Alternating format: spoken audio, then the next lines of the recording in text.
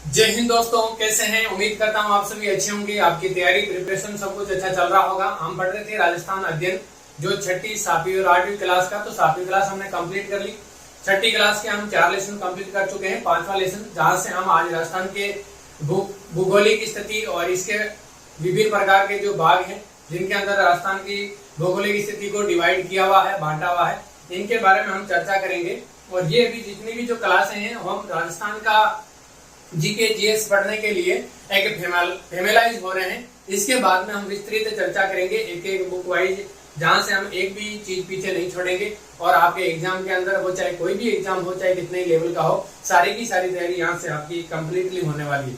तो हम ज्यादा टाइम नहीं लेते हुए आज की हमारी इस क्लास को शुरू करते हैं। जो पहला हमारा टॉपिक है, राजस्थान का भौतिक संरचना के आधार पर विभाजन। दोस्तों, आप लोगों को मैं यहाँ पर बताना चाहूंगा कि राजस्थान का जो भौतिक संरचना है, राजस्थान की जो भौतिक संरचना है, जो फिजिकल स्ट्रक्चर है, इसके आधार पर राजस्थान को कितने भागों में बांटा गया है? 4 भागों में। कितने भागों में? 4 भागों में। और ये 4 भाग कौन कौन से हैं? पहला है थार का मरुस्थल, आप अच्छी तरह से जानते हैं। उसके बाद में अरावली पर्वतमाला, और तीसरा है पूर्वी मैदान, और चौथा है दक्षिण पूर्वी पठार। इन्हीं के बारे में हम यहाँ पर विस्तृत चर्चा करेंगे आज की हमारी इस क्लास के अंदर। चलिए, इसके बाद में हम पढ़ते हैं इनके बारे में कंप्लीटली। तो सबसे पहला है हमारा थार का मरुस्थल। थार का मरुस्थल की क्या विशेषताएं हैं और यहाँ से हमारे क्या क्या इंपोर्टेंट क्वेश्चन बन सकते हैं? सबसे पहला क्वेश्चन तो यही बनेगा कि राजस्थान की भौगोलिक संरचना के आधार पर कितने भागों में इसको विभाजित किया गया है? तो 4 भाग है। कौन कौन से, वो मैंने आपको बता दिया। अब इनके बारे में विस्तृत चर्चा करें। पहला है थार का मरुस्थल। थार का मरुस्थल, इसका विस्तार है भारत की पश्चिमी सीमा से लेकर मध्य राजस्थान में अरावली तक, राजस्थान के पश्चिमी भाग में। यानी कि भारत के संदर्भ में अगर हम देखें तो पश्चिमी सीमा से लेकर, भारत की जो पश्चिमी सीमा है, वहां से लेकर मध्य तक ये फैला हुआ है। और राजस्थान के संदर्भ में अगर हम देखें तो इसका विस्तार है वो राजस्थान के पश्चिमी भाग से लेकर और अरावली पर्वतमाला तक इसका विस्तृत विस्तार है, यहाँ तक ये फैला हुआ है। इसके बाद में राजस्थान के लगभग कितने जिले? 12 जिलों के अंदर ये फैला हुआ है। और इसका 61% भाग है जो थार का मरुस्थल के अंतर्गत आता है राजस्थान का।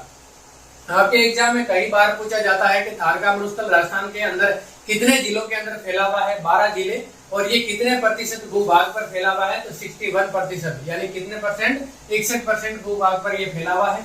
इसके बाद में है अन्य मरुस्थल है, जितने भी, चाहे वो वर्ल्ड में हो, चाहे इंडिया के अंदर तो एक ही थार का मरुस्थल है, लेकिन बाकी विश्व के अंदर जितने भी जो मरुस्थल है, इन मरुस्थलों की अगर तुलना की जाए तो ये सबसे अधिक जनघनत्व वाला है। जनघनत्व से मतलब आप समझते हैं कि घनत्व प्रति 1000 प्रति वर्ग किलोमीटर के अंदर कितने व्यक्ति हैं जो रहते हैं, या कितने व्यक्ति हैं जो निवास करते हैं। यानी कि 1 वर्ग किलोमीटर के अंदर निवास करने वाले व्यक्तियों की संख्या है, वो वहां का जनघनत्व कहलाता है। और ये जनघनत्व यानी कि सबसे ज्यादा जनसंख्या निवास करने वाला जो मरुस्थल है वो थार का मरुस्थल है। यहाँ पर पशु घनत्व भी सबसे ज्यादा है, यानी कि पशुओं की संख्या भी सबसे ज्यादा, वर्षा भी सबसे ज्यादा होती है, खनिज भी यहाँ पर सबसे ज्यादा है, वनस्पति भी यहाँ पे सबसे ज्यादा है। और उसके बाद में कृषि, सिंचाई, इनको मैं मिटा देता हूँ ताकि आपको अच्छी तरह से दिख जाए। बिल्कुल कम सोर्स के अंदर हम बेटर से बेटर स्टडी करने की कोशिश कर रहे हैं, तो कुछ कॉम्प्रोमाइज आप लोगों को करके चलना पड़ेगा। कृषि सिंचाई के साधन, सर्वाधिक जैव विविधता। जैव विविधता से मतलब आप समझते होंगे विभिन्न प्रकार की जीव जंतुओं की संख्या और इनकी जातियां और प्रजातियां, ये जैव विविधता कहलाती है। ये सबसे ज्यादा होने के कारण विश्व का सबसे धनी मरुस्थल कहलाता है। मैंने अपने कम्युनिटी पोस्ट के ऊपर एक क्वेश्चन आपको डाला था, वो क्वेश्चन यहीं से मैंने उठाया था, और आपकी एग्जाम के अंदर भी आप देखना कई बार आए हुए हैं। तो आपको एग्जाम में पूछ लिया जाए विश्व का सबसे धनी मरुस्थल कौन सा है, तो ये थार का मरुस्थल है। यहाँ पर सब प्रकार के जैव विविधता, सिंचाई, कृषि के साधन है, वनस्पति है, यहाँ पर वर्षा अधिक होती है, पशु घनत्व सबसे ज्यादा है, जन घनत्व सबसे ज्यादा है, खनिज सबसे ज्यादा है। इसी कारण से ये सबसे धनी मरुस्थल है विश्व का। नेक्स्ट है हमारा, इसके अंदर थार के मरुस्थल में राजस्थान की लगभग 40% जो जनसंख्या है निवास करती है। ये कितने प्रतिशत भूभाग पर फैला हुआ है? 61% भूभाग पर। और यहाँ पर राजस्थान की जनसंख्या है वो कितने निवास करती है? 40%। आपको ध्यान रखना है, दोनों ही क्वेश्चन इंपॉर्टेंट है। बाढ़ में जैसलमेर, बीकानेर के रेतीले भाग को भारतीय महामरुस्थल कहा जाता है, इंडियन ग्रेट डेजर्ट। आपने इंग्लिश में सुना होगा इंडियन ग्रेट डेजर्ट, जिसको हिंदी में कहते हैं भारतीय महामरुस्थल। और ये कहां पर फैला हुआ है? बाड़मेर, जैसलमेर और बीकानेर। आपको ध्यान रखना है, एग्जाम के अंदर पूछ लिया जाए वो कौन से 3 जिले हैं जहां पर भारतीय महामरुस्थल या इंडियन ग्रेट डेजर्ट फैला हुआ है? बाड़मेर, जैसलमेर, बीकानेर। इसके बाद में मरुस्थल में रेतीली मिट्टी, वे रेत के टीले पाए जाते हैं, ये ऑब्वियसली आप लोग जानते हैं। मरुस्थल है तो वहां पर रेतीले टीले और रेतीली मिट्टी है वो पाई जाएगी। लेकिन ये हवा के साथ में क्या करती है? अपना स्थान बदलती रहती है और इन्हें बालू का स्तूप और स्थानीय भाषा में धोरे कहा जाता है। क्या कहा जाता है? आपको एग्जाम में कई बार क्वेश्चन आया है, राजस्थान में धोरे किसे कहा जाता है? तो राजस्थान के अंदर जो बालू का स्तूप है, रेतीले टीले जो एक स्थान से दूसरे स्थान पर परिवर्तित होते रहते हैं हवा के साथ में, बवंडरों के साथ में, तो उनको क्या कहा जाता है? बालू का स्तूप और स्थानीय भाषा में धोरे कहा जाता है। क्या कहा जाता है? धोरे। तो आपको ध्यान रखना है, ऐसे क्वेश्चन अगर एग्जाम में आए तो वो आपके गलत नहीं होने चाहिए। अब है लास्ट इसकी विशेषता, थार के मरुस्थल को धरातलीय विशेषताओं के आधार पर मरुभूमि कहा जाता है। गग्गर का मैदानी भाग भी यहाँ पर है, अर्ध मरुस्थलीय क्षेत्र भी है और नागौर की उच्च भूमि तथा अंत्य प्रवाही प्रदेशों में विभक्त किया गया है। आप लोग जानते हैं अच्छी तरह से, मरुभूमि के अंदर जो डेजर्ट, महान इंडियन डेजर्ट के वो जिले आते हैं। गग्गर का मैदान है, गग्गर का मैदान आप लोग जानते हैं अच्छी तरह से, हनुमानगढ़ और गंगानगर का जो क्षेत्र है ये गग्गर के मैदान का भाग है। उसके बाद में अर्ध मरुस्थलीय भाग है जिसके अंदर चूरू, सीकर, झुंझुनू ये वाले जो क्षेत्र हैं ये आते हैं, जोधपुर, इनको इसके अंदर अर्ध मरुस्थलीय भागों के अंदर आते हैं। फिर इसके बाद में नागौर की उच्च भूमि आती है, जो नागौर का क्षेत्र और नागौर के आसपास का जो क्षेत्र है ये नागौरी उच्च भूमि के नाम से जाना जाता है। फिर अंत्य प्रवाही प्रदेशों में विभक्त किया गया है। आप लोगों को यहाँ से ध्यान रखना है, अगर आपको धरातलीय विशेषताओं के आधार पर अगर पूछा जाए तो ये इसके भाग हैं जो डेजर्ट पे विस्तृत भाग, इनके बारे में मैंने आपको बता दिया। अब है नेक्स्ट हमारा अरावली पर्वतमाला। अरावली पर्वतमाला, इसका विस्तार कहां पर है? अरावली पर्वतमाला है ये राजस्थान के मध्य भाग में दक्षिण पश्चिम से लेकर उत्तर पूर्व दिशा में राज्य के लगभग 9% भाग पर विस्तृत है। कितने भाग पर विस्तृत है? 9% भाग पर। आप लोगों को बता दूं, अगर हम राजस्थान का अगर मैप देखते हैं तो ये वाला जो हमारा ऐसा जो क्षेत्र है, इस क्षेत्र के अंदर जैसे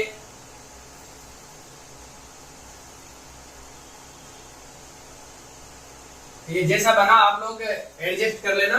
ये जो क्षेत्र है इस भाग को बोला जाता है दक्षिण पश्चिम। दक्षिण पश्चिम ये है क्योंकि ये दक्षिण है, ये उत्तर, ये पूर्व और ये पश्चिम। तो यहाँ पर यहाँ से शुरू होता है, ये दक्षिण पश्चिम से शुरू होकर, और अरावली पर्वतमाला है ये राजस्थान के उत्तर पूर्व दिशा के अंदर निकलती है। कहां से शुरू होती है? दक्षिण पश्चिम से शुरू होकर उत्तर पूर्व दिशा के अंदर निकलती है। और यहाँ पर ये जो लगभग 9% भाग में फैली हुई है। कितने प्रतिशत भाग में फैली हुई है? लगभग 9% भाग में। आपको ध्यान रखना है, डेजर्ट वो 61 और जो अरावली पर्वतमाला है ये 9%। डेजर्ट के अंदर 40% जनसंख्या निवास करती है और यहाँ की जो जनसंख्या कितनी निवास करती है ये हम देखेंगे। सबसे कम जनसंख्या निवास यहाँ पर करती है ये गुजरात से। यहाँ पर ये गुजरात से शुरू होती है क्योंकि यहाँ पर ये गुजरात लगता है और यहाँ से दिल्ली तक 692 किलोमीटर में ये विस्तृत है। पूरी अरावली पर्वतमाला की अगर लंबाई आपको पूछे तो 692 किलोमीटर है, जो गुजरात से लेकर दिल्ली तक जाती है। दिल्ली की जो रायसीना पहाड़ी है जहाँ पर राष्ट्रपति भवन निर्मित हो रखा है, वहां इसका लास्ट छोर है अरावली पर्वतमाला का। तो टोटल लंबाई 692 किलोमीटर। आपको एग्जाम आए तो आपको याद रखना है। अरावली पर्वतमाला है वो राजस्थान को 2 भागों में विभाजित करती है। कितने भागों में विभाजित करती है? 2 भागों में, पश्चिमी राजस्थान और पूर्वी राजस्थान। यहाँ पर आप देख सकते हैं बिल्कुल, ये जो अरावली पर्वतमाला के जो इधर का क्षेत्र है ये पूर्वी राजस्थान के अंदर आता है और इधर का जो क्षेत्र है ये पश्चिमी राजस्थान के अंदर आता है। ध्यान रखना है, यहाँ पर आपको अरावली पर्वतमाला 2 पूर्वी और पश्चिमी राजस्थान के अंदर विभक्त रहती है, जो मैंने आप लोगों को बता दिया। इसके बाद में इसकी और जो विशेषताएं हैं अरावली पर्वतमाला की, जहां से हमारे एग्जाम के अंदर क्वेश्चन बन सकते हैं, वो हम और चर्चा करते हैं। अरावली पर्वतमाला राजस्थान का सबसे उच्च भाग है, यानी कि अरावली जो पर्वतमाला है ये राजस्थान का सबसे उच्च भूभाग है। और यहाँ पर अरावली पर्वतमाला मरुस्थल के पूर्व की ओर के प्रसार को रोकती है। कैसे रोकती है? जब मृदा अपरदन होता है, जब मृदा का वहां से अगर हवा के साथ में अगर धूल मिट्टी उड़कर आती है और ये प्रसार करती है मरुस्थल का, लेकिन ये जो अरावली पर्वतमाला है इसकी ऊंचाई होने के कारण से यहाँ से आगे जो हवाएं हैं वो धूल को आगे, धूल मिट्टी या रेतीली मिट्टी को आगे नहीं ले जा पाती और यहाँ पर क्या होता है, इसका एक रोक होती है, यहाँ पर इसका प्रसार के अंदर बाधा उत्पन्न होती है। इसके कारण से जो थार का मरुस्थल है इसका विस्तार है जो बाधित होता है। इस पर्वतमाला में अधिकांश नदियों के उद्गम स्थल हैं। आप लोग अच्छी तरह से जानते हैं अरावली पर्वतमाला से बहुत सारी नदियां हैं जो निकलती है, जिसके अंदर लूणी नदी है जो सर्व प्रमुख है। और अरावली पर्वतमाला मानसून को रोककर पूर्वी एवं दक्षिणी राजस्थान में वर्षा करती है। यहीं पे मैं छोटी सी चीज आपको समझा दूं, राजस्थान के अंदर सबसे ज्यादा बंगाल की खाड़ी से वर्षा होती है और पश्चिमी मानसून से वर्षा नहीं होती है, कम होती है, क्योंकि जब अरावली पर्वतमाला के साथ में जब पश्चिम की तरफ से जब मानसून आता है तो ये अरावली पर्वतमाला के पैरेलल निकलकर आगे दिल्ली होकर आगे हिमालय की तरफ चला जाता है और ये खाली पूर्वी राजस्थान के अंदर ही इससे वर्षा होती है। लेकिन जो यहाँ से आता है बंगाल की खाड़ी से जो आता है वो ऐसे जाकर यहाँ से टकराकर जब वापस यहाँ पर आता है बंगाल की खाड़ी का जो मानसून है, तब ये पश्चिमी राजस्थान के अंदर वर्षा करता है सबसे ज्यादा। तो राजस्थान के अंदर जो पश्चिमी राजस्थान है यहाँ पर वर्षा बंगाल की खाड़ी के मानसून से सबसे ज्यादा होती है और ये वर्षा मानसून को रोककर दक्षिणी राजस्थान के अंदर वर्षा करता है। यही बात ये पॉइंट कहना चाह रहा है। इसके बाद में चलिए हम और इसकी जो विशेषताएं हैं कुछ उनके बारे में और चर्चा करते हैं, क्योंकि एक एक पॉइंट एक एक वर्ड आपके लिए इंपॉर्टेंट है। एग्जाम में क्वेश्चन यहाँ से बनने की पूरी संभावना है, आगे भी क्वेश्चन बने हैं। अरावली पर्वतमाला को राजस्थान की जीवन रेखा कहा जाता है। आपको ध्यान रखना है राजस्थान की जीवन रेखा किसे कहते हैं, तो अरावली पर्वतमाला को कहते हैं, क्योंकि यहाँ पर विभिन्न प्रकार के खनिज निकलते हैं। यहाँ पर से विभिन्न प्रकार की जो नदियां हैं उनके उद्गम स्थल हैं जो कृषि के अंदर सहायक हैं और विभिन्न प्रकार के खनिज जो उद्योगों के अंदर और इंपोर्ट करके उनको एक्सपोर्ट करके राजस्थान को जो है फाइनेंशियल बेनिफिट होता है। तो ये जीवन रेखा है राजस्थान की। राजस्थान में अरावली पर्वतमाला की सबसे ऊंची पर्वत चोटी है गुरु शिखर। कौन सी है सबसे ऊंची चोटी? गुरु शिखर, जिसकी ऊंचाई कितनी है? 1722 मीटर ऊंचाई है इनकी। ये सिरोही जिले के माउंट आबू में स्थित है। सिरोही जिले की जो माउंट आबू तहसील है इसके अंदर ये स्थित है और इसकी ऊंचाई है वो 1722 मीटर है। और यहाँ पर जो मंदिर है, आप मुझे कमेंट करके बताना कौन सा मंदिर है। इस मंदिर की अगर हाइट को जोड़े तो ये 1727 मीटर होती है। कितनी होती है? 1727 मीटर। आपको ध्यान रखना है, एक एक पॉइंट एक एक वर्ड आपके लिए इंपॉर्टेंट है। इसके बाद में मुझे लगता है अरावली पर्वतमाला के संदर्भ में हमें जो भी पढ़ना था वो हमारा कंप्लीट हो गया है। अब इसके बाद में हम पढ़ेंगे पूर्वी मैदान।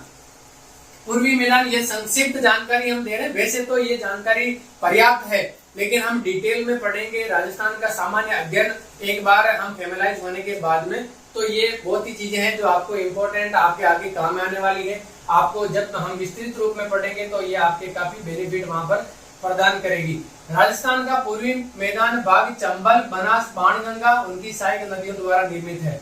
ये जो मैदान है मैं आप लोगों को बता दूं, ये वाला मैदान, ये वाला जो मैदान का जो ये वाला क्षेत्र है, ये वाला क्षेत्र है पूर्वी मैदान के नाम से जाना जाता है। और ये चंबल, बनास और बाणगंगा जो नदियां हैं इनके द्वारा है ये जो निर्मित हो रखा है राजस्थान का पूर्वी मैदान, जो विस्तृत रूप से गंगा के मैदान का ही प्रवाह है, क्योंकि गंगा का जो मैदान है उसी का इसको भाग माना जाता है, क्योंकि आगे यमुना नदी आती है। यमुना नदी है जो गंगा नदी की सहायक नदी है, तो गंगा नदी का मैदान, उसके बाद में यमुना नदी का मैदान और उसके बाद में उसकी सहायक नदियां ये चंबल, बनास, बाणगंगा, इनका है जो सम्मिलित है जो मैदानी भाग। ये सारा का सारा गंगा नदी का ही मैदानी प्रवाह का नाम से जाना जाता है। ये मैदान राज्य के 23% भाग पर फैला हुआ है। कितने प्रतिशत भाग पर फैला हुआ है? 23% भाग पर, 23% भाग पर पूर्वी मैदान फैला हुआ है। राजस्थान के सबसे उपजाऊ एवं सर्वाधिक जनघनत्व वाले इस क्षेत्र में राजस्थान की लगभग 40% जनसंख्या निवास करती है। कितनी प्रतिशत जनसंख्या है वो राजस्थान के पूर्वी मैदान के अंदर निवास करती है? 40% जनसंख्या निवास करती है। और सबसे ज्यादा जनघनत्व यानी कि कम क्षेत्र, और कम क्षेत्र के अंदर सबसे ज्यादा जनसंख्या निवास है वो पूर्वी मैदान के अंदर ही करती है। 23% भूभाग पर फैला हुआ और 40% जनसंख्या यहाँ पर निवास करती है। इसके बाद में चलिए हम और इसके बारे में जो भी जानकारी है वो हम यहाँ से देखते हैं, ताकि हमारे एग्जाम के अंदर ऐसे कोई भी क्वेश्चन आए तो वो हमारा गलत नहीं हो। राजस्थान के दक्षिणी भाग में बांसवाड़ा व प्रतापगढ़ जिलों में माही और सहायक नदियों द्वारा निर्मित कुछ मैदानी भाग है।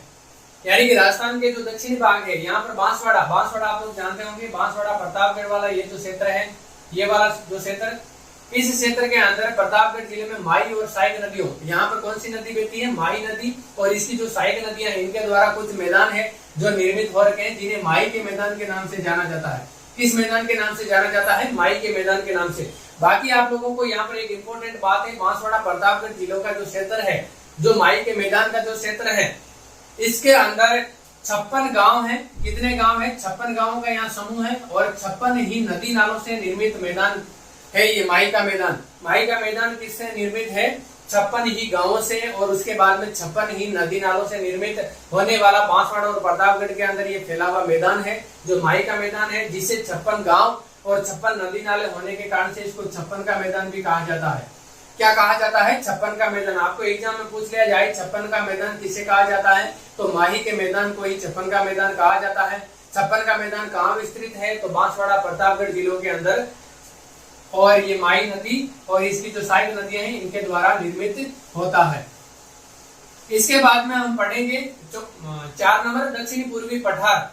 जो दक्षिणी पूर्वी पठार है, आप लोग जानते हैं, ये इधर वाला जो क्षेत्र है, ये जो अरावली से बिल्कुल टच होने वाला ये जो क्षेत्र है, इन दोनों के बीच में बच गया, ये वाला जो क्षेत्र है, ये वाला क्षेत्र दक्षिणी पूर्वी पठार के नाम से जाना जाता है। दक्षिणी पूर्वी पठार का जो भाग है, ये प्राचीन काल में हाड़ावंशी शासकों का क्षेत्र था। किसका यहाँ पर क्षेत्र था, हाड़ावंशी शासकों का। जो हाड़ावंश के जो शासक थे, इनके कारण से इस क्षेत्र को हाड़ौती का पठार भी कहा जाता है। किसका पठार कहा जाता है, हाड़ौती का पठार। और ये हाड़ौती का पठार कहाँ पर विस्तृत है, ये कोटा, बूंदी, सवाई माधोपुर और ये वाला जो क्षेत्र है, ये क्षेत्र है जो हाड़ौती का पठार के नाम से जाना जाता है। इसके अंदर ज्यादातर है वो कोटा, बूंदी और कुछ भाग झालावाड़ का, ये वाले जो क्षेत्र है वो इसके अंदर सम्मिलित है। राज्य के लगभग 7% भाग में फैले हैं, और पठारी क्षेत्र की अधिकांश मिट्टी लावा निर्मित मध्यम काली है। जो लावा मिट्टी होती है वो काली मिट्टी होती है, काली मिट्टी का रूप होता है, और सबसे ज्यादा उपजाऊ मिट्टी होती है ये काली मिट्टी, जो लावा निर्मित मिट्टी है। तो आप लोगों को ध्यान रखना है, हाड़ौती का जो पठार है, इसके अंदर जो मिट्टी पाई जाती है काफी उपजाऊ है, और सबसे ज्यादा उपजाऊ होने के कारण से ये जो क्षेत्र है वो बहुत ही विकसित क्षेत्र है। इसके बाद में राजस्थान के अन्य पठारों के अंदर कौन कौन से पठार है जो प्रमुखतया हमें आगे पढ़ने हैं, आगे आने वाली क्लास के अंदर भी हम पढ़ेंगे। तो सिरोही में स्थित है उड़िया और आबू का पठार। आप लोगों को ध्यान रखना है, अगर उड़िया आबू का पठार अगर पूछा जाए कहां पर स्थित है, तो सिरोही के अंदर। इसके बाद में उदयपुर एवं राजसमंद में मेसा का पठार। आपको पूछ लिया जाए मेसा का पठार कहाँ स्थित है, उदयपुर और राजसमंद के अंदर। चित्तौड़गढ़ एवं भीलवाड़ा जिले के पूर्वी भाग में स्थित, यानी कि जो चित्तौड़गढ़ और जो भीलवाड़ा का जो क्षेत्र है, इसके पूर्वी भाग के अंदर स्थित जो पठार है उसे ऊपरमाल का पठार कहा जाता है। और उदयपुर और प्रतापगढ़ में स्थित लसाड़िया का पठार। लसाड़िया का पठार कहाँ स्थित है, उदयपुर और प्रतापगढ़ के अंदर। और भीलवाड़ा और चित्तौड़गढ़ के अंदर कौन सा पठार स्थित है, ऊपरमाल का। इनके पूर्व की दिशा के अंदर जो पठार स्थित है वो ऊपरमाल का पठार कहलाता है। तो आप लोगों को ध्यान रखना है, ये काफी इंपॉर्टेंट जो कुछ पठार और राजस्थान के भौतिक संरचना जिनके बारे में हमने पढ़ा, और यहाँ से आने वाले एक भी क्वेश्चन मैं उम्मीद करता हूँ गलत नहीं होगा, और कोई भी आपका एग्जाम हो यहाँ से एक भी क्वेश्चन बाहर जाने की संभावना नहीं है। आप बने रहिए हमारे साथ बीएल एजुकेशन एंड मोटिवेशन के साथ, और इनकी सबकी पीडीएफ आपको बीएल एजुकेशन मोटिवेशन टेलीग्राम पर आपको अवेलेबल करवा दी जाएगी, क्योंकि मैं सोच रहा हूँ कि सभी की एक साथ ही प्रोवाइड करवा दूं। तो जैसे हमारी ये क्लास कंप्लीट हो जाएगी 6ठी क्लास की, तो 6ठी और 7वीं का मैं आपको प्रोवाइड करवा दूंगा, उसके बाद 8वीं क्लास की अलग से आपको प्रोवाइड करवा दी जाएगी। जय हिंद, जय भारत।